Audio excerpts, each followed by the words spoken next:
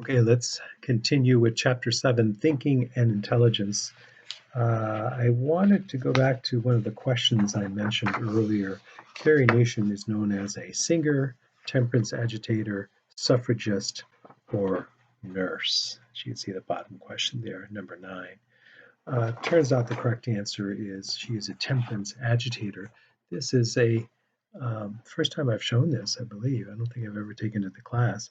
This is a advertisement, a reproduction advertisement for a stove company in Detroit, Michigan, my hometown.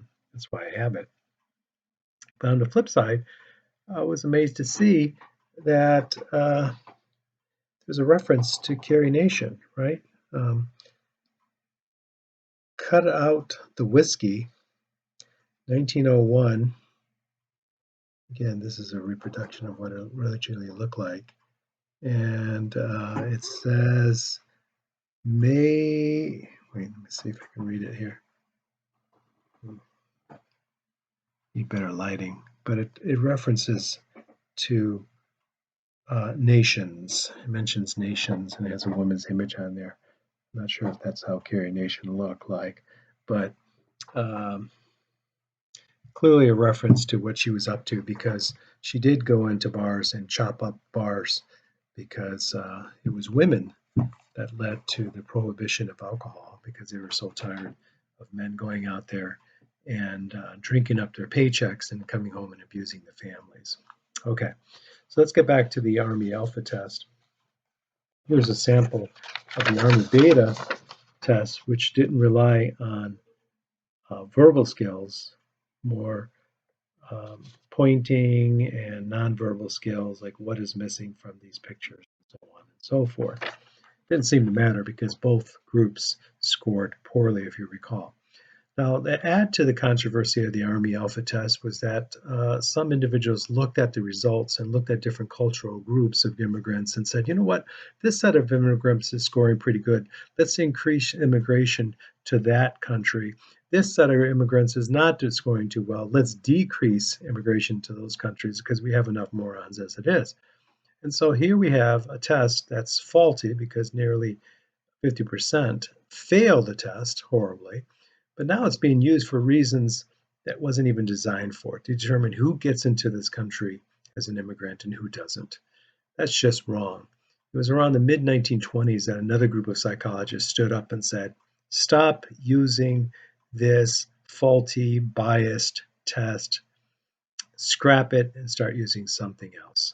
So today, fortunately, we do have testing for the military, but it's hopefully a lot better design than this disastrous test. Let me test your thinking abilities and show you this bus. This is a crudely drawn bus. Can you tell which way is it going? Is it going in this direction or is it going in that direction? Now, you might come up with a clever answer and say, well, it's not a real bus, it's just floating there, it's out of gas. Those are all interesting questions. But when they showed this bus and they asked that question, 90% of third graders said it was going to the left. Why? Because they couldn't see the door. So that's what they used logically to solve that. And when I first saw that answer, I thought, oh my goodness, third graders are smarter than me. I didn't even think of that. Voila. Let's test your visual spatial abilities. Let's take a look at these images. We have an image on this side. Is this the same? Can you rotate them in your mind? Are they the same or different? They're the same. How about this one? Same or different? They're different. Voila. Some people with visual spatial ability can do that instantaneously. I remember I was at the groceries just the other day. This guy was putting stuff in my bags. And I told him, I said, wow, you're really good at that. And he says, Tetris, man, Tetris. I don't know what he was talking about, but he seemed to. We use all kinds of ways of solving problems. For example, you use an algorithm, a rule of thumb technique. Some of you use algorithms when it comes to answering multiple choice questions, right? You look for things like never or always. Those aren't always correct, right? You eliminate the ones that are not correct, and you focus on the ones that are possibly correct. Beware of mental sets.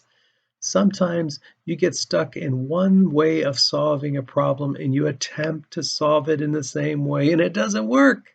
And you continue to solve the problems in the same way. That's called a mental set. So if you didn't do that well on exam one, don't have a mental set and do the same thing for exam two. Try to change your strategy. If you did do well, try to replicate what you did, right? One of the wonderful things when it comes to our thinking is insight, the sudden realization to the solution of the problem. Remember math class and you're there and you're trying to solve the problem and you didn't get it and you didn't get it and you finally understood. It wasn't just by chance you got it by mistake.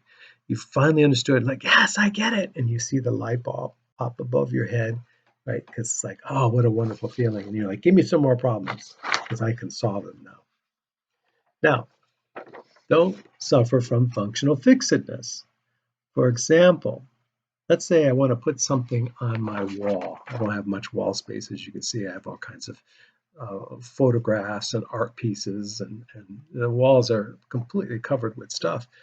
But I don't have a hammer. What could I possibly use? Well, some of you say, well, use your head, right? Well, I do have a hard head, right? That's true. Well, if I suffer from functional fixedness, I won't be able to put the nail into the wall because I just don't have a hammer. But some of you don't suffer from that because you could say, well, why don't you use that advertisement piece, right? It's almost like a hammer. You could use that. Or why don't you just get a shoe or get something hard, a brick or something? You could use that. You can MacGyver it if you know who that is. So we go back to the early intelligence tests. They weren't all so biased as the Army Alpha test, life and death decisions. Some of the earliest ones were started in 1904 with Alfred Binet. And Binet actually was interested in specifically the reason why kids were getting the wrong answers when he was doing testing with children. And so he was fascinated. What is about their thinking that's getting this wrong periodically? When we look at the normal curve, we'll see that some people score high in IQ, some people score low, but most of us are probably somewhere in the middle there. This is where it gets tricky because we see that there are some biological differences, right? When we look at race, for example, there's a lot of controversy, as I talked about in the first video, but we know that men and women, when exposed to different kinds of environments, and that goes with people of all races, have different sets of skills, right? Now, the question is, do I inherit my thinking power? Well, according to this documentation, it shows, if you remember correlations, right? A positive 1.0 being the highest correlation. If you look at the highest correlation here, it says it's 0.86. If your identical twin scores high, then so do you. If your identical twin scores low on the IQ test, so do you. And you see that the correlation drops significantly as we move further and further away from genetic material or similarity. So does that mean, well, either we're born with it or we're not? Absolutely not, right? Because we know that the environment plays a huge role. The educational system that we're exposed to, the amount of pollution, the poor nutrition, the amount of stress. There's just so many variables. It's a very complex phenomenon. That's why you see some kids that just don't have to study. They don't have to study. They don't even have to read the textbook. They just come and take the exam. They do well, right? They just are that smart. And then you have folks that get A's, but they work their butt off for them. That's why some of you are walking around right now in the neighborhood, no butt, because you worked it off. That's okay. It's okay if you have a big butt. Maybe you're still working on it. So let's get down to Gardner's multiple intelligences. Here's an image of people with different forms of intelligence. I'm a little biased. I really like Gardner. Why? Because he's got multiple choices and we're bound to have at least one of these, right? So let's Let me ask you, how many out there can either understand and or speak another language, including American Sign Language, which, by the way, I don't know if you know what this image means, but deaf kids love Spider-Man. Why? Because he's always flashing this image, which means I love you, right? Uh, any mathematicians out there? Anybody sing or play a musical instrument in the past or present?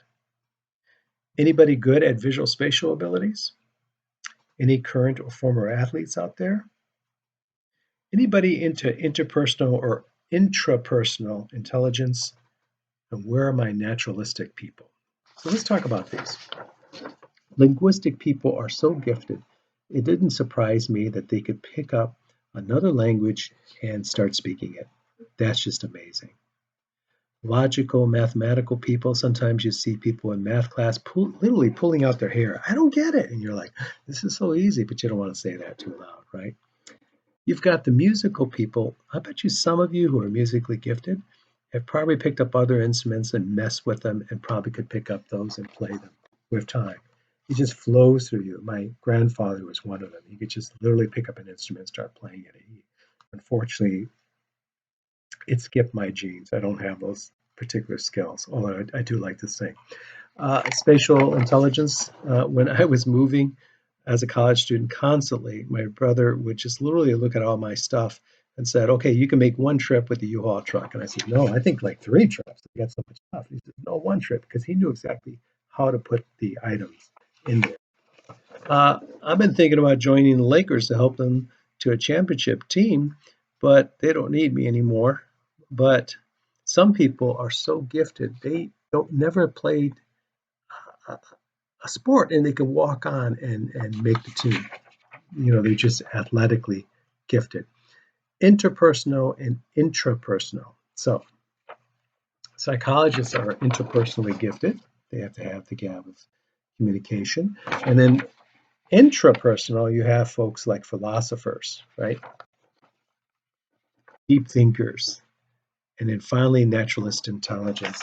Some of you know people who have a relative who has the gift of growing things, right? They can just throw stuff in the ground and it just grows amazingly. Some of you have people that are excellent in working with animals, right? I think my son is one of them. We just adopted a little puppy, and he's really good with the puppy, and he's always been good. For example, one time he was walking with his aunt and his sister, walking another aunt's dog, and a couple of Rottweilers came running right at them. So Joaquin, who was small at the time, turned to his aunt and said, what should we do? Because they're running right at us. And of course, his aunt and his older sister had run away with the dog, and he was left there. So he just went, shh, and stopped the Rottweilers in their steps, and they turned around and went back home, right?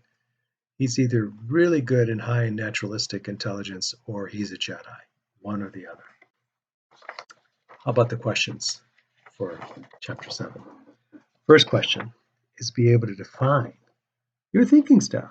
How is it that you learn? What is the best way from Chapter 7 that defines how you solve problems, how you do well in school, how you get past things?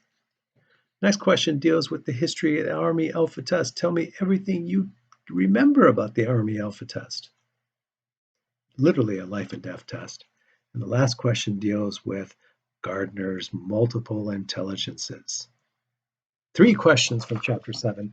Aren't you glad you watched? I am. Can't wait to talk about Chapter 8. See you next time.